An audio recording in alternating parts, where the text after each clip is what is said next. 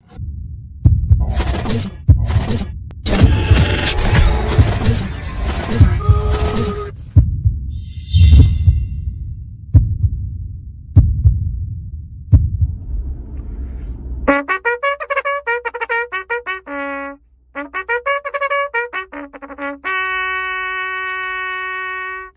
you hear the horn, you know it's coming next. Good morning, Jake Nudelberg. Welcome to the Daily Huddle. Welcome to July 1st. Good morning, Shay. Shay is actually in my home office today, so we got lots of in-person work to do. All three of us are in the same house, yet we're all on virtual. So I think it's an interesting world we're living in now. Yeah, spread out in the home office. Very nice. July 1st. Hey, listen, the temptation is easy to get into the summer groove today. It's my birthday week. You know, it's Friday. It could easily go south. Let's be real. You've been in the groove for a couple weeks now. I think everybody in the summer, has to balance, because I think everyone gets the exact same way. It starts getting really pretty out.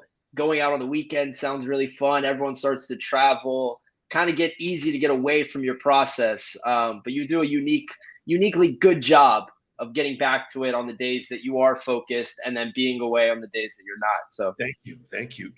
Today easily could be this afternoon. I could blow off, but I'll be with my friends at AK. We'll be digging into LinkedIn. Today's show, we're going to take July 1st and talk about LinkedIn. Lots of lots of haul, lots of great content. But talk to me about who's the happiest guy. Well, most of Americans are happy usually on the first of the month because it's payday. But there is another guy who gets his paycheck today, and it is one of the longest running paychecks I've ever seen. Shay, I think we have a graphic. It is Bobby Bonilla Day, and if I might be wrong, Shay, but I think it runs to 2035. Long time that he will be receiving $1 million check every year. So it has become a famous day. I wish I could be him. It's nice. Here's what's unbelievable. When was the last time Bobby Bonilla put on a uniform? Swung a bat. They should suit him up for this day alone. They should make it like a jersey and just let him run out on the field to make it worth it every year. I love that. That is a great idea.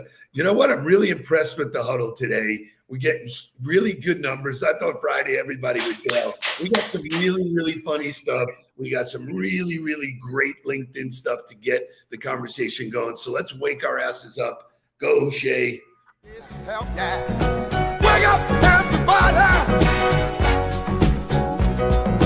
Get up.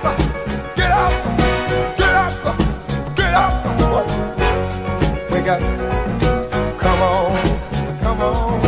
Wake up, everybody. Teach a new way.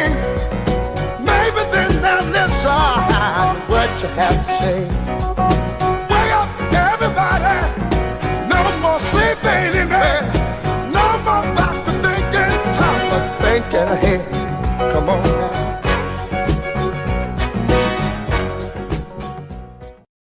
Good morning, Catherine Holcomb. Nice to see you in the Huddle. I'm sorry I missed the event this week, but it was my birthday, as you know. So today we're going to do some Friday funny stuff, some just good feel stuff. We've been focused on this dad thing all week. Show me the dad that really is a genius.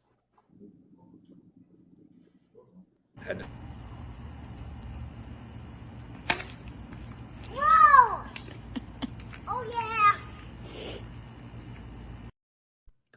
How cool is that, man? So Dad figured it out for summer. Great training, great stuff. Love these sports type videos. Bob Menery generally catches me really good all the time. Show me the latest Bob Menery clip. And here's Jessica Johnson going for the world record, and that is not good. Oh, my God, that's not good. And that's even worse. She dies on the board, basically, channeling her inner Fabriga. She just shits the bed on the board and does a full fucking belly flop in the pool. All zeros. All zeros, man. We all know the agony of defeat. So That girl has to be the most embarrassed girl in the world now, because you can't mess up. You can't mess up in anything at any time if there's a camera around nowadays. It goes viral. Everybody sees it, and you are now the topic of discussion.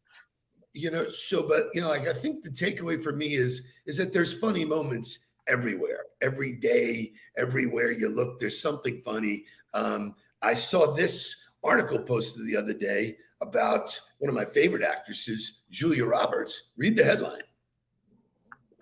Hold on, Shay. Shay's in summertime. Maybe you gotta work it with the graphics. Bouncing left, bouncing right, and we have no Julia Roberts. There we go. Julia Roberts finds life and her holes get better with age. Correction. Rolls. So, here's the thing. Who do you think really saw the correction? Look how small the correction is. It should have been rolls. I don't know. I thought it was funny. So that takes us to the world of LinkedIn, where there's good news every day. There's people pumping out great content.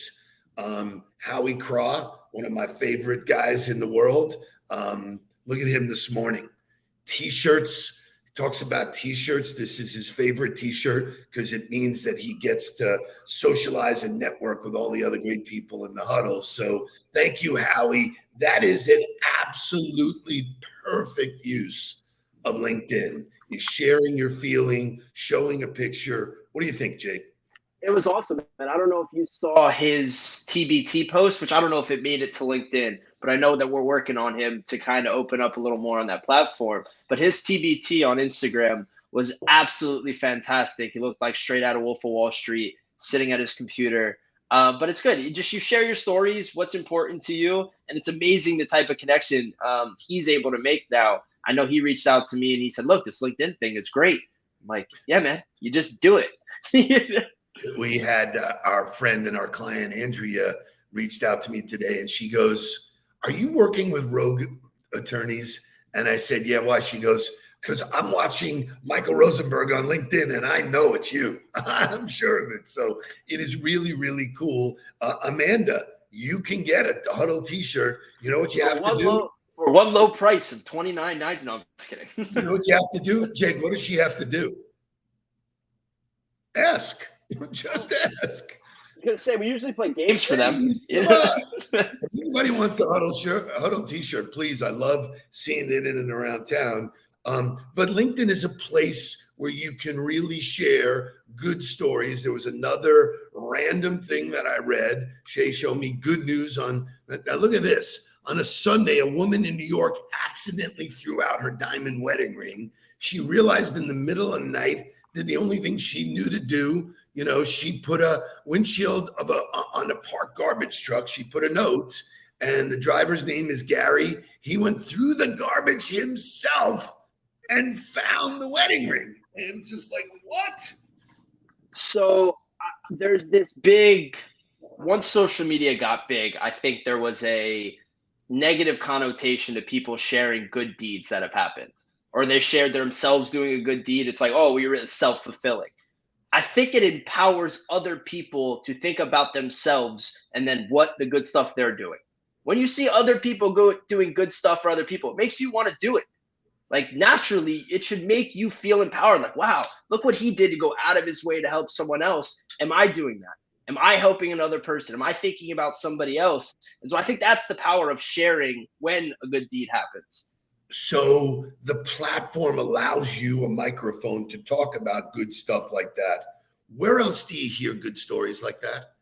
Are you hearing that? The top of the news? Hey, let's talk about Double G. That Double G, Gary, dug through the garbage to find someone's wedding ring with no expectation of any return. He just did it. Why? Because it was the right thing to do. So I love the fact that the platform does all kinds of information, all kinds of, wow, inspiration and things like that. Boom, the last one happens to be a tribute to Mark Nudelberg, who puts out amazing content. I'm so proud of him. He doesn't tell me what he's putting out. This morning, I open up LinkedIn to, hey, it's halftime. And it is. 6 months are in the book. This is your chance to look at what you did. He puts it beautifully. Time for reflection, acknowledgement, criticism, honesty, strategy, motivation, all of this stuff, that is what teams do when they get in for halftime. That's what business professionals do. And then he posts a picture about all of the memories and things he took away. And they weren't about players. They were about the time that you were actually coaching the team then. Mark and I visited with Kai, and you guys set it up so that I could come out of the locker room. The team had just come out, and I came right behind him. Fun fact, I never ran out with the team. So you have done something that I never did. You were always on the field. I was always I wanted away from it. I was in my own, mojo, own mentality. So I'm glad you got to experience that. Yeah, it was. And on a side note, Kai lives the greatest life of any kid ever. So Jules has a lot to make up for. The bar is high, yeah, because that kid gets around. Let's get into. Let me hear the wall of shame.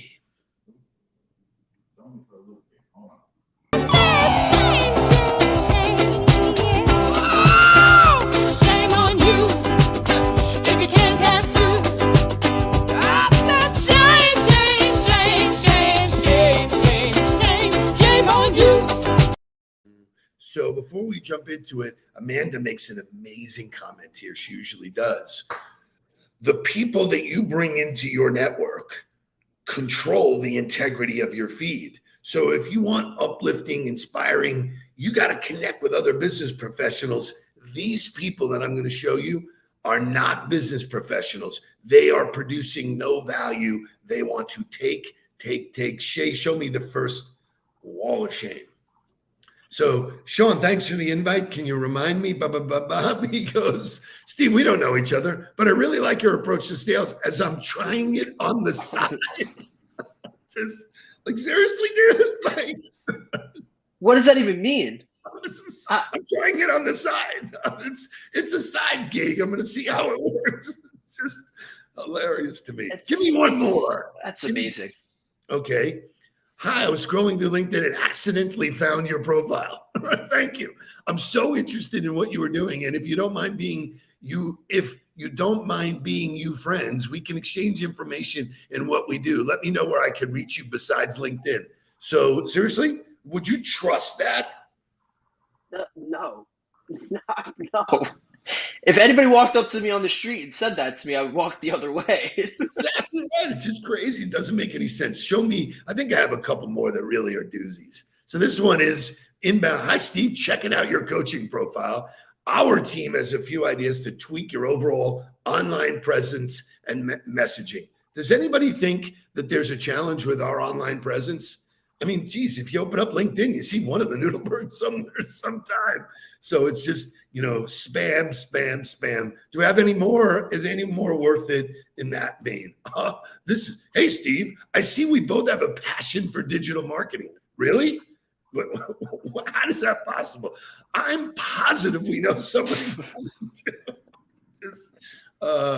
Does he know that you can see who you guys know in common? It's so sad to me, but there are people who use it. I do kind of like what Mark does now with people who are reaching out with spam messages or spam calls. I think he talked about it on the Huddle, educating them a little bit and saying, hey, have you thought about doing it this way? And the majority of them don't even know that there's a better way to do it. Correct. They have no idea. Like, this is what they've been told their entire lives is how sales is supposed to be, and this is how they're supposed to operate. And when you show them the other way, they're like, wow, that's so easy. And so I think it's just a lack of education from the leaders, from the industry, but it also falls on the person to do your own research about the best practices that are happening in the industry. Just because you work for somebody that is telling you to do one thing doesn't take away that you should do your own research. And like, football players train away from coaches. They go get other opinions, and this is the same thing. I think you hit it on the head. For me, it's a source of learning. I get and see what other business professionals, David Aarons, who's one of our friends and our clients in Cincinnati, he posted something this morning about an event he went to and some facts he learned about how people want to communicate. and we've said this all along, that when you meet somebody, just ask them what the preferred way is to communicate. Some people like Facebook, FaceTime, LinkedIn, Zoom, Teams. There's a zillion ways to communicate with people, but that was a reminder to me of a fact that I knew. So I cut and I got that. So show me some of the good stuff. You go find yourself standing in the Hall of Fame.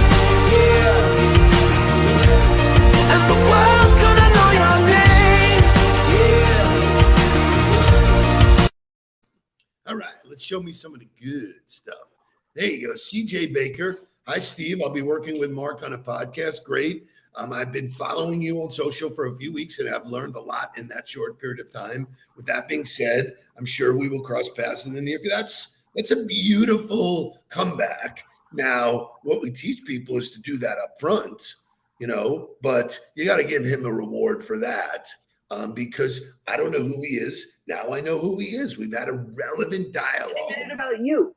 It was all about you. I've been following you. I've been learning from you. I look forward to meeting you. It's all you, not I. Where other people lead with what we can do for you. Oh, I can do this.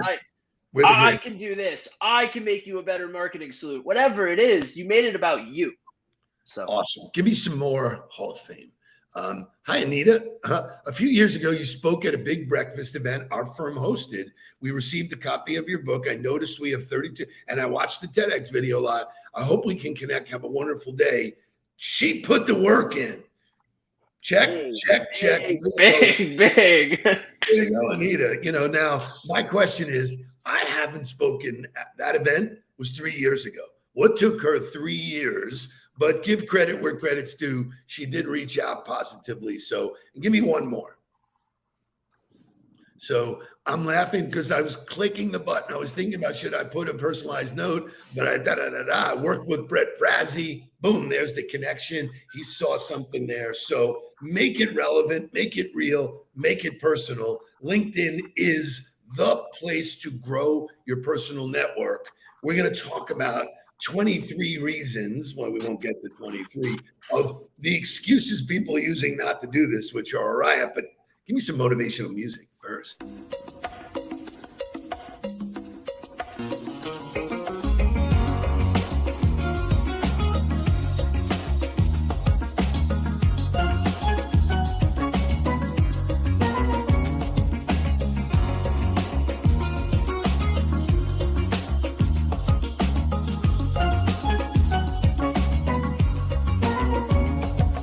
Fight to make ends meet keeps a man up on his feet, holding down his job, trying to show he can't be bought. Who takes every kind of people to make what life's about, yeah.